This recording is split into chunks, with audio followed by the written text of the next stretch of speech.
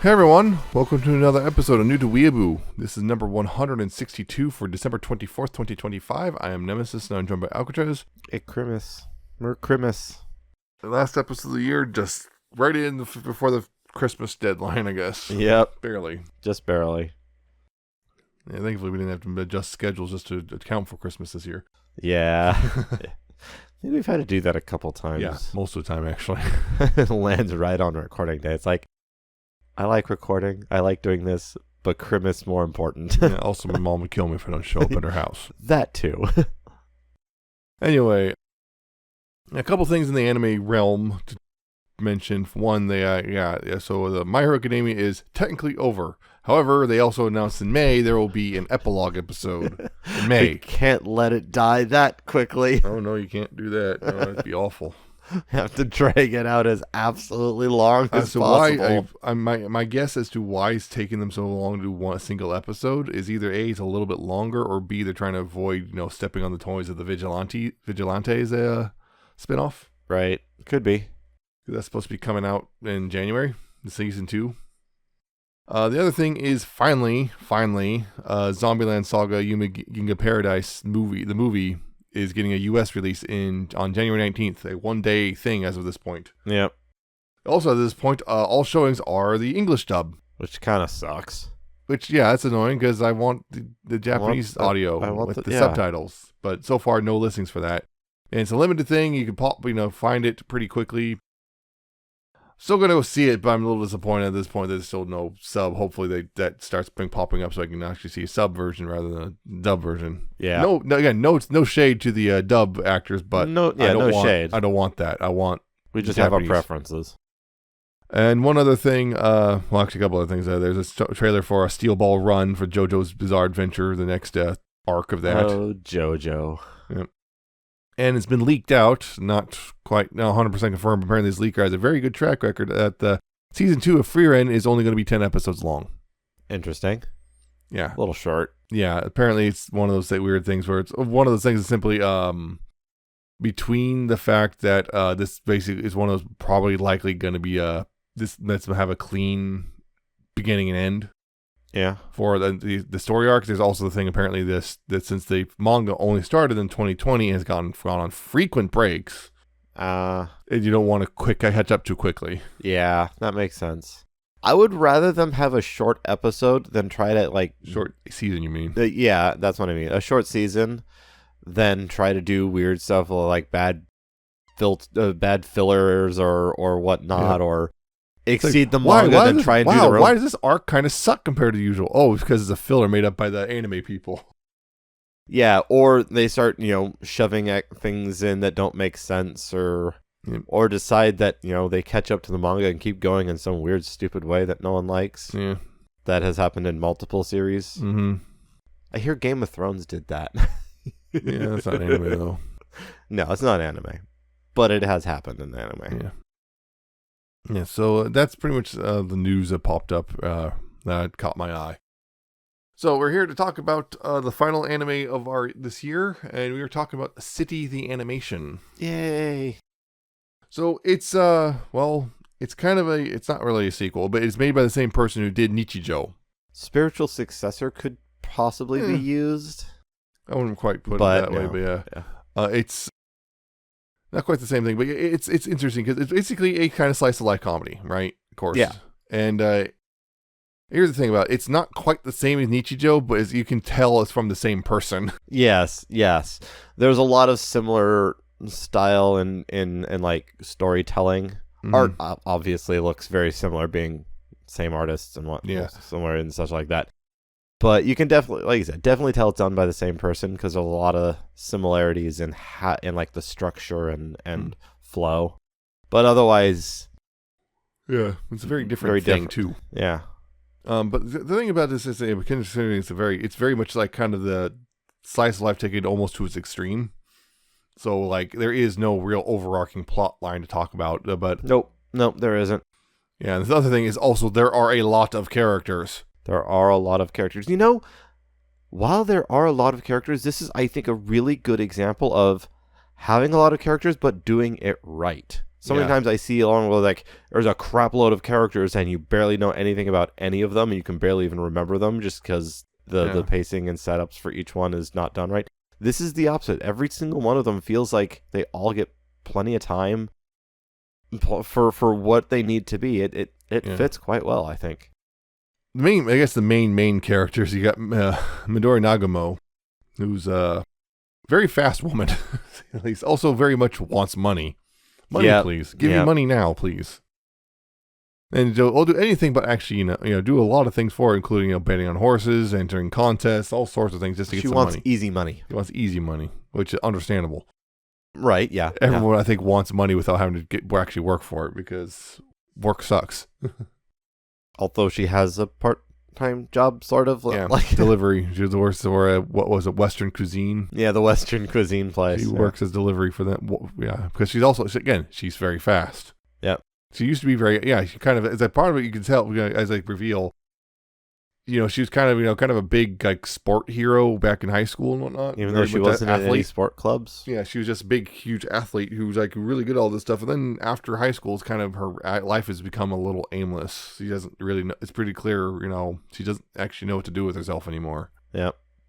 And, then, her friend there, Nikura, is the one who kind of figures that out. Yeah, because Nikura is the one who actually has, the apartment that more or less kind of winds up living in.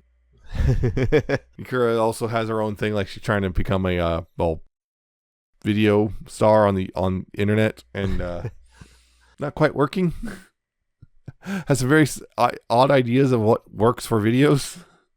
Just put Mambo number 5 to everything; it makes it perfect. Honestly, the video that they had was perfect. Yeah, that one video for the ED, I was actually kind of almost like, okay, now I gotta look, because I'm like, the way that the music, that's not Mambo number 5, it sounds very similar, so now I looked at Mambo number 5, tried to sync it up, and it almost kind of syncs. Yeah, it's one of those legally distinct Mambo number 5.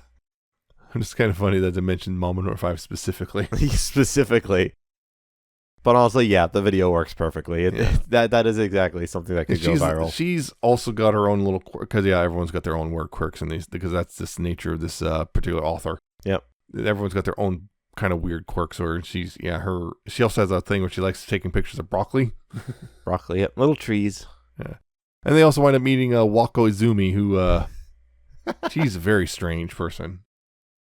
Basically, as she puts it, she basically just has fun throughout her life, and she just kind of has just ideas like, I'm going to test these water walking shoes, falls in immediately.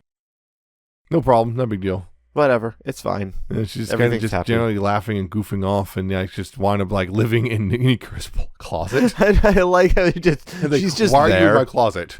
Yeah, she's just there. No answer given though. Nope. She's just in the closet. And you just accept it. She's just there now. Yeah.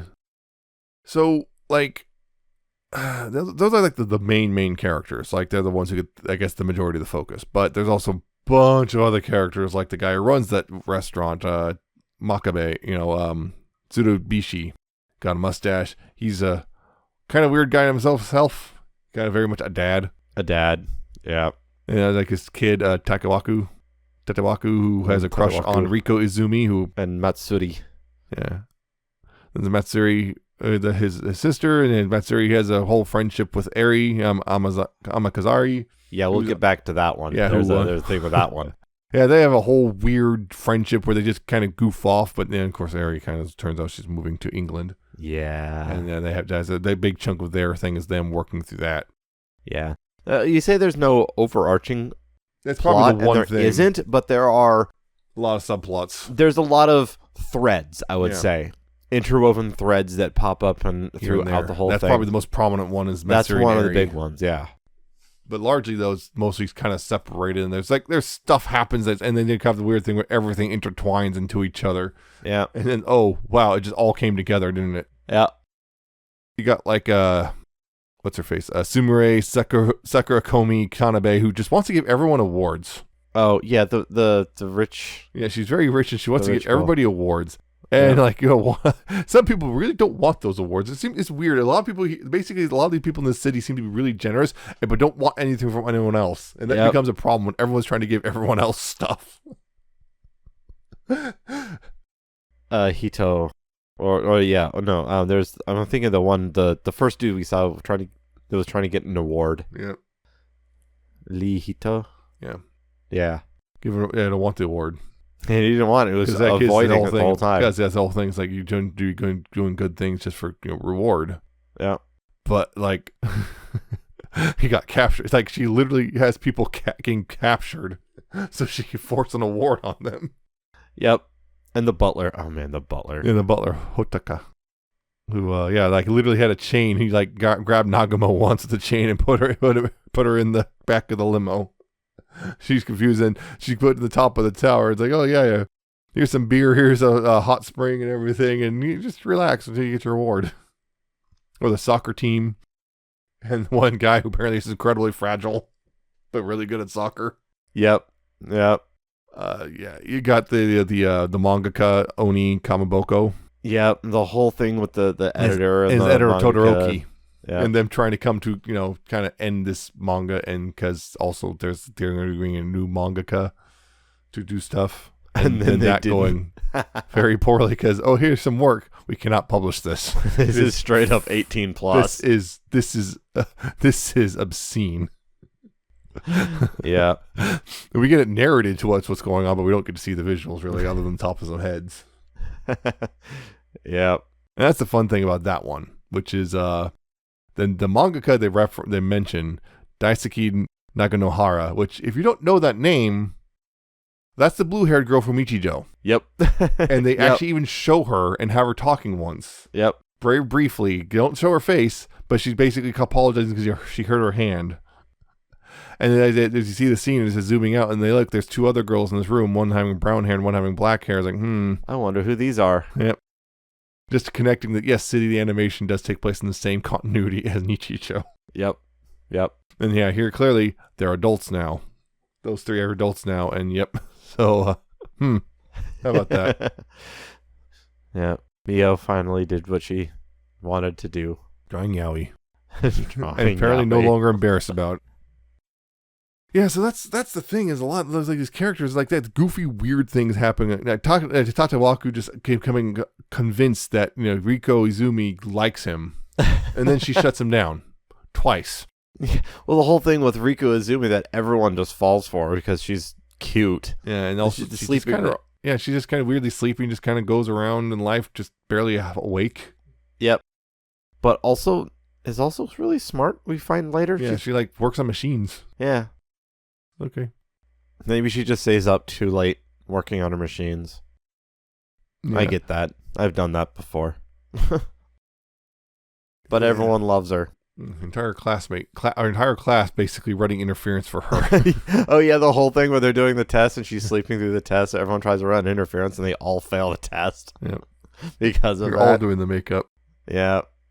And yeah, there's a bunch of other bit characters, but yeah, and they're kind of bit characters. They don't really have a whole lot of contribution, really, other than just being supporting characters and these other characters, like in their little stories. Yeah. So you got supporting characters of supporting characters. Yeah, the weird theater troupe guy. He doesn't get a lot of screen time, but it is kind of interesting. And gets beat up by his animals who are in his theater troupe.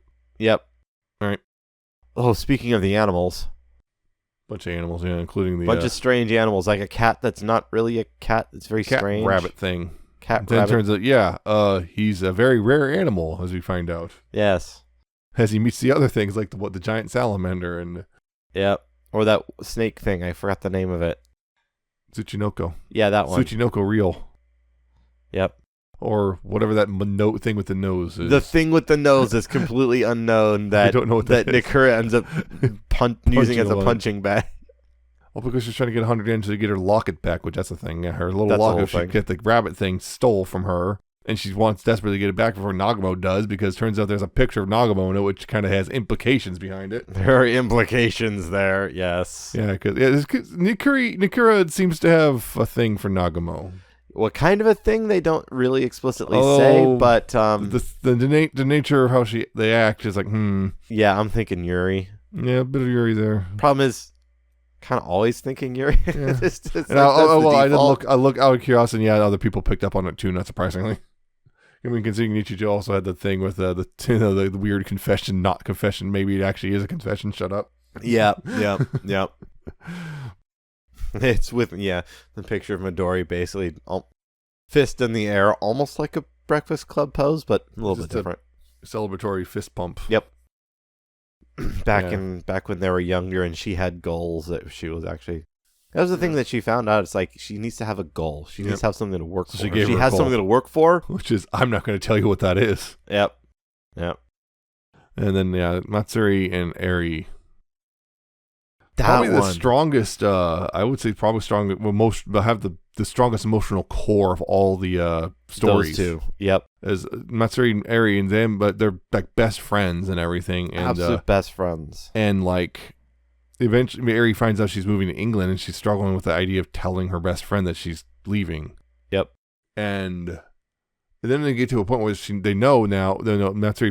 She tells Matsuri, but they're kind of trying to pretend like everything's fine. And then it comes the day of she's gonna actually leave, like flying away. And Eri's trying to play it cool and just kind of just stonewall Matsuri. Yep. And it's just not working. And they eventually have the breakdown and crying, and then yeah. It's oof, man, it was a scene. I was not prepared for that emotional hit. Yeah, it's weird too because this being a very goofy comedy, they still find ways, even though there's this big, huge emotional moment happening, it still has its weird little comedic bits that somehow works. Yeah, and it's not jarring or weird, out of place or whatnot. Matsuri's shoes keep landing perfectly back on her feet when she gets flipped. Yep, shoes fly off one time, go, plump, right back on. Oh yeah, that one. Yeah. Her sandal. Yeah. So they wind up having. Yeah, so that's like the most emotionally gripping scene in the whole thing, and like it works really well despite everything. It's one of the things that by all accounts this should not work, but it does, and it works really well. Like also Tatawaku's little weird like fake episode preview at the end of one episode. Oh geez, that one. It's just a series of things of her and Rico. Up next time is the entire story told in next episode clips. Yeah. Or the whole incident with basically the lucky item is miniskirt. Oh yeah, wearing a miniskirt. And then we find out nobody reads though. Nobody takes these seriously. Oh yeah, and then finally, we see early on in that same episode how they're chosen, but then he reveals them at the end. I pick them by throwing out a dartboard. Just spin the wheel and then throw a dart. Yep. Yeah, or like several of the old men, trying to go on a summer vacation like they used to do. Yep, to relive the old time. They get to the beach and it's just, the worst storm ever. Yep. Nope, we're still having our beach vacation. We're doing this. We're hell bent on this. But one of the most impressive things was actually, there's one of the things that's not surprising is the animation itself is just amazing throughout. It is, even though it's one of the big ones is the episode, the one where Nagumo gets captured and is trying to escape the tower along with Hito Oh, that one. And like all these story threads coming together, like Hito and Nagumo trying to escape along with Wako Izumi's there. Yeah. And like then you have like the whole thing with Nikura trying to chasing down the cat rabbit thing, and Matsuri and Eri doing their own.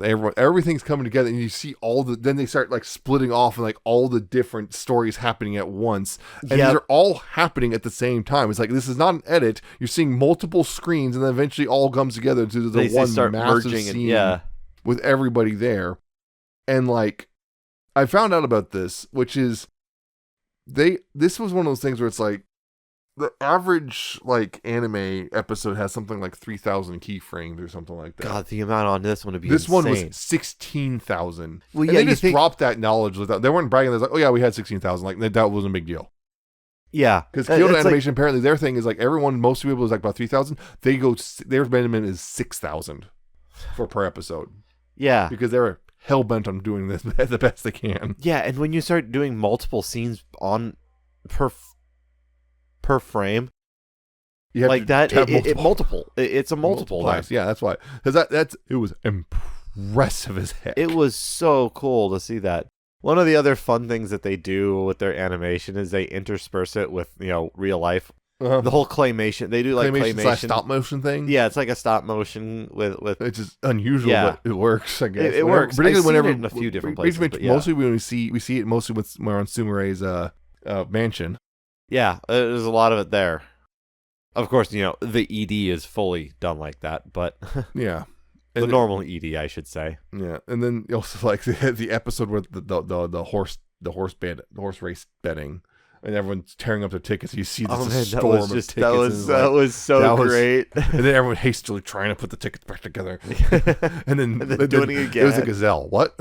Yeah, it's just the other one's a robot. This one's a gazelle. What? And that's the thing. They don't show us the race at all. They just all through radio narrate it and then showing the reactions to it. It's so good. I love all the different things that they do. It's fun. It's a lot of fun. That's what it is. And like another thing about because that's the thing. Also, the music's really great too. Like it is. OP. I love the OP. It is. Even if the weird English, but yeah. And hello, what was it? Hello, dear my friend. Yeah. It's still that's a really catchy OP.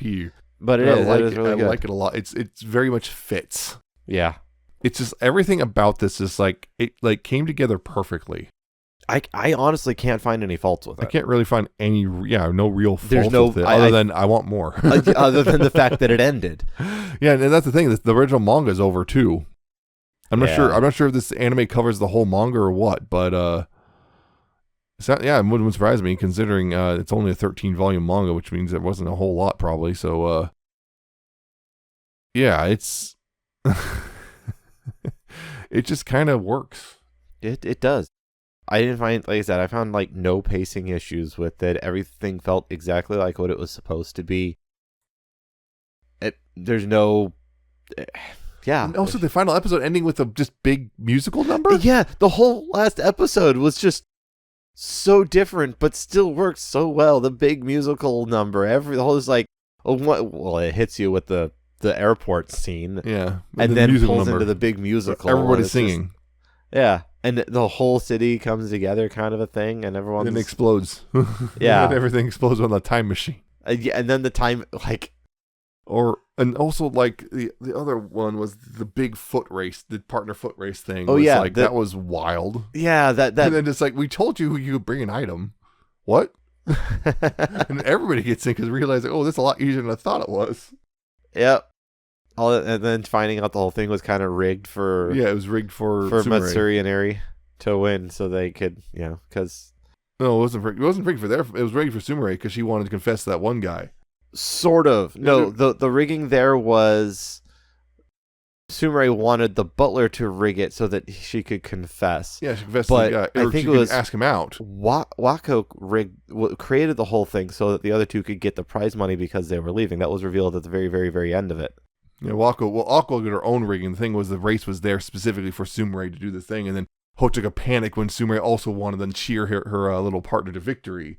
So he panicked and wanted to force rigging there, but then Wako herself was doing their whole thing to make sure that those two won, so they could have the money. So they could. She wanted to make sure that they could get the money for. So that was the thing. It was a separate plan. It wasn't the race was not intended for the two of them. It was Wako who inserted her own plan into the other separate plan. But either way, it was a lot of, yeah. And of course, it's the butler with the sniper rifle, just taking people out. And like nobody, it's like everyone's just kind of like fine because it's all for her to just confess to a guy she really likes.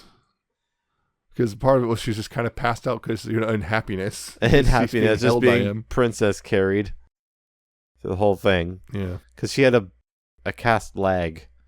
She had a leg injury, so she was like in a wheelchair for the beginning of the whole thing. It's just so good. It's a really good one, and I don't know what else to say really. I don't know what to say other than it's kind of refreshing to have another anime that isn't solely based around high schoolers. Yeah.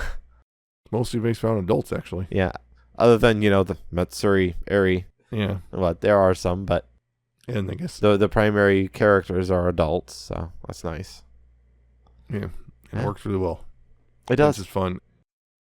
So to Kyoto Animation. Kyoto Animation did this, which not surprising considering. If you don't know, somehow, just again, some of the things we've talked about: Nichijou, Hibike Euphonium, Miss Kobayashi's Dragon Maid, K-On!, Haruhi Suzumiya, and tons of other stuff they are well known for. It's a big anime. They're a big studio. It's Yeah, and I kind of think about what do I do for these characters? Because there's so many of them. I decided to narrow it down to the 3 mains plus Eri and Matsuri.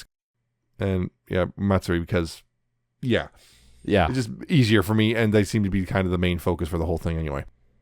So Midori Nagamo is played by Mikako Komatsu, who played Marika Kato in Bodacious Space Pirates, the main character. Isami Tatawaki in Transformers Go. Sei Iori in Gundam Build Fighters. Honami Yasumoto in A Place Further Than the Universe. Not a main character there, but, we talked about that way back when. And Marika Kaguya in Precure. Nikura is played by Aki Toyosaki, who played Yui Hirasawa in K-On! Yui Gita. Kazari Uiharu in Railgun. I say Uiharu. Mei, or Rosa, if you know in English for Pokemon. Yunyun in Konosuba. Yunyun. Yep.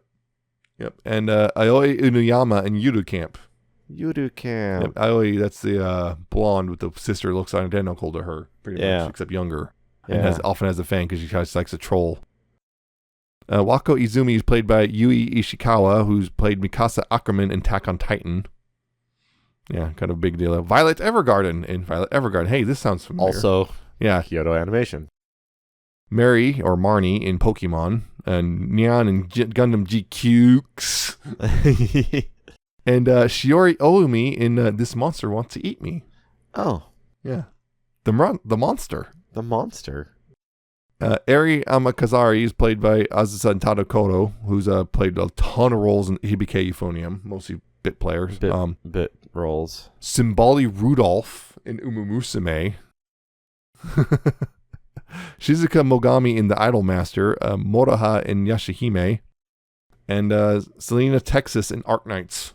Arknights. Yeah, I think there was a couple Arknights. Simbali Rudolph. But yeah, Simbali Rudolph. The Emperor. Yep.